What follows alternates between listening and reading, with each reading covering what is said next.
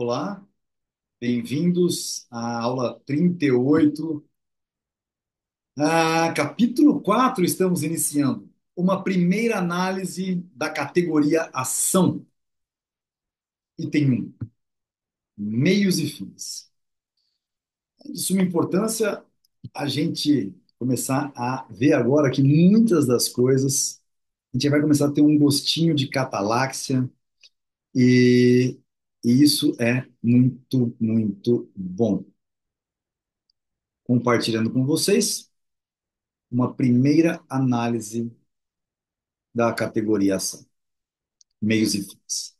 Denominamos fim, meta ou objetivo o resultado que se pretende alcançar com uma ação. Estes termos também são usados habitualmente quando nos referimos a fins, metas ou objetivos intermediários, ou seja, etapas que o agente homem quer atingir porque acredita que, dessa maneira, alcançará o seu fim, meta ou objetivo definitivo. Na essência, o fim, meta ou objetivo de qualquer ação é sempre aliviar algum desconforto. Então, papi para papá. Ó, já está grifado. Perdão. Denominamos meios tudo aquilo que utilizamos para atingir qualquer fim, meta ou objetivo. No nosso universo não existem meios, só existem coisas. Uma coisa só se torna um meio quando a razão humana percebe a possibilidade de empregá-la para atingir um determinado fim e realmente a emprega com este propósito. O homem percebe mentalmente a utilidade das coisas, isto é, a capacidade que elas têm de servir a seus fins e, ao agir, ele as transforma em meios, ou seja, imagina que existia um monte de cipó, estava lá. Jamais seria uma rede de pescar aqueles cipós, mas através da mente humana a pessoa fala, vou trançar esses cipós, coloco no rio, vira uma peneira e eu pego o peixe. É de fundamental importância compreender que tudo aquilo que compõe o mundo exterior ao homem só se transforma em meios pelo funcionamento da mente humana e pela ação por ela engendrada. Então, mais um grifo aqui. Tudo conceitos que tem que ficar na nossa cabeça. É de fundamental importância compreender que tudo aquilo que compõe o mundo exterior ao homem só se transforma em meios pelo funcionamento da mente humana e pela ação por ela engendrada. Os objetos do mundo exterior são apenas fenômenos do universo físico. É o tema das ciências naturais. O que os transforma em meios é o significado que o homem lhes atribui e a ação daí resultante. A praxeologia não lida com o mundo exterior, mas com a conduta do homem em relação ao mundo exterior. A realidade praxeológica não é o universo físico, mas a reação consciente do homem ao estado em que se encontra o universo. A realidade praxeológica não é o universo físico, mas a reação consciente do homem ao estado em que se encontra o universo. Então, vou deixar grifado para vocês esses dois textos. A praxeologia não lida com o mundo exterior, mas com a conduta do homem em relação ao mundo exterior.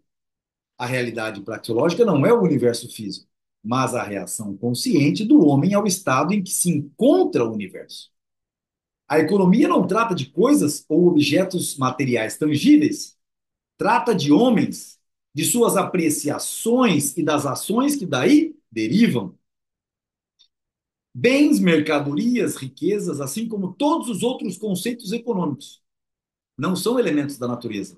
São elementos que derivam do significado que o homem lhes atribui e de sua conduta em relação a eles.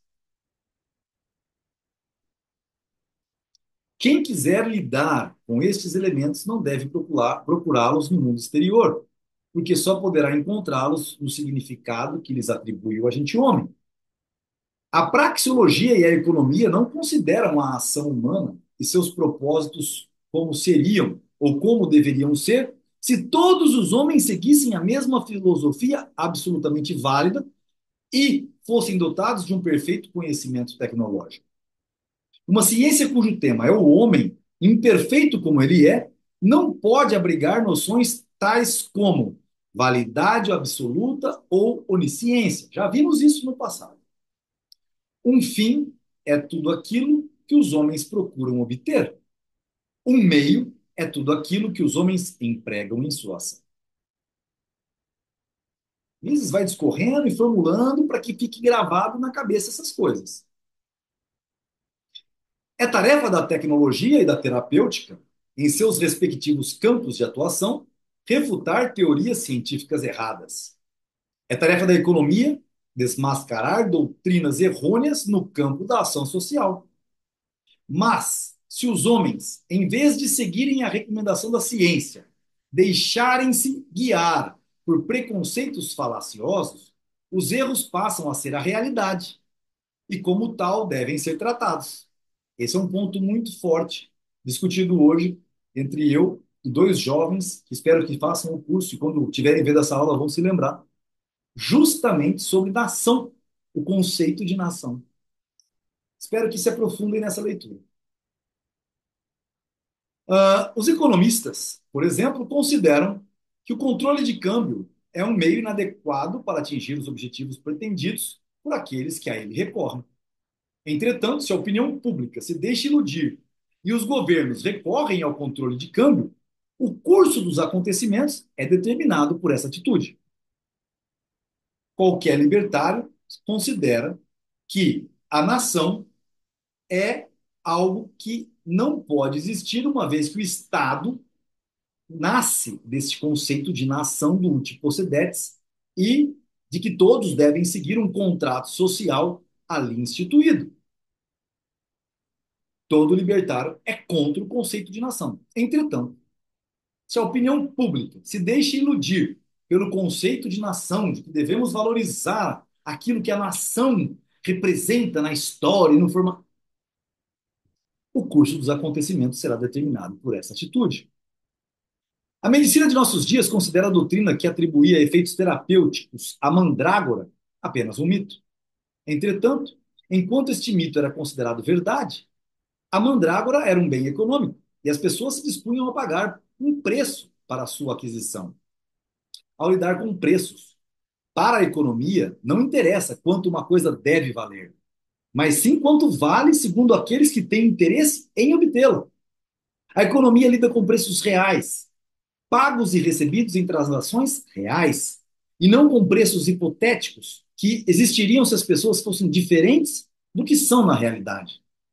Os meios são necessariamente sempre escassos, isto é, insuficientes para alcançar todos os objetivos pretendidos pelo homem.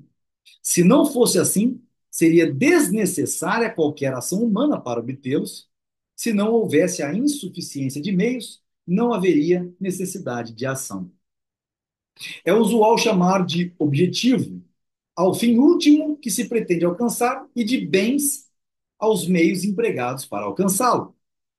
Ao aplicar estes termos, os economistas são levados a raciocinar como tecnólogos e não como praxeólogos. Então tem um erro aí. Fazem uma distinção entre bens livres e bens econômicos. Chamam de bens livres tudo aquilo que, existindo em abundância, não precisa ser economizado. Tais bens, entretanto, não são objeto de qualquer ação humana.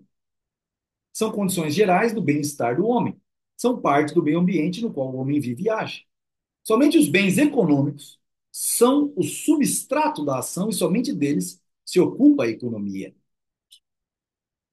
Os bens econômicos que servem diretamente para satisfazer as necessidades humanas e cuja utilização não necessita do concurso de outros bens econômicos são chamados bens de consumo ou bens de primeira ordem. Então, definições econômicas vamos grifar porque nós estamos formando economistas. Os bens econômicos que servem diretamente para satisfazer as necessidades humanas e cuja utilização não necessita do concurso de outros bens econômicos, ou seja, não precisa de outros bens econômicos, são chamados de bens de consumo ou bens de primeira ordem. Os meios que só podem satisfazer as necessidades humanas indiretamente, Ou seja, quando complementados pelo curso de outros bens, são chamados de bens de produção ou fatores de produção, ou bens de uma ordem mais remota ou mais elevada. Então, vou grifar isso também, porque faz parte da nossa economia, conceitos econômicos. O que ele está dizendo? Que quando a gente adquire um bem que a gente já usa, ele é um bem de consumo. Quando compramos um bem para misturar com outros bens, seja ele com trabalho, para que chegue-se a um bem de consumo, chamamos de bem segunda ou terceira ou de uma ordem mais elevada. O serviço prestado por um bem de produção consiste em permitir a obtenção de um produto mediante a cooperação com outros bens de produção complementares. Este produto pode ser um bem de consumo, pode também ser um bem de produção que, quando combinado com outros, proporcionará um bem de consumo.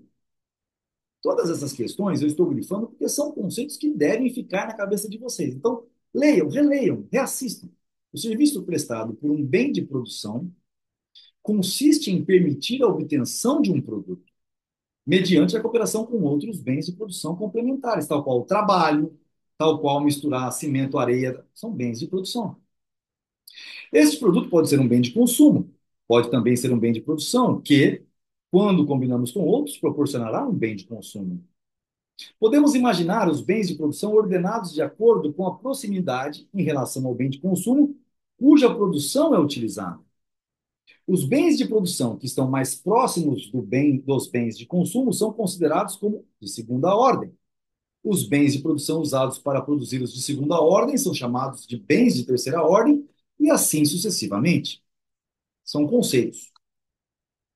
Agora, o propósito desta organização de bens em ordens é proporcionar uma base para a teoria do valor e dos preços dos fatores de produção.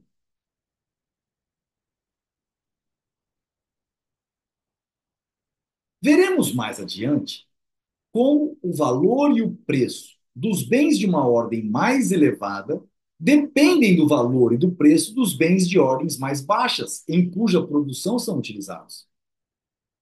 Isso é importante. E Mises vai dizer que o bem de consumo que o consumidor escolhe ou não comprar é que vai regrar o preço de todas as coisas da cadeia.